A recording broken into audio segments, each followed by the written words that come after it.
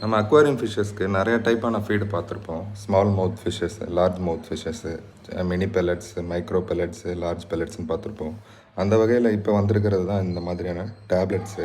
இது எதில் தயார் பண்ணுறதுன்னா full and full artemia, frozen ஆர்டிமியாவை ப்ராசஸ் பண்ணி இந்த மாதிரி டேப்லெட்ஸ் இப்போ ப்ரிப்பேர் பண்ணுறாங்க.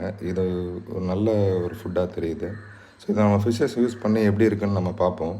இது இப்போ 5 மினிட்ஸ்க்கு முன்னாடி நான் இந்த டேப்லெட்ஸை ஸ்டிக் பண்ணி வச்சேன்.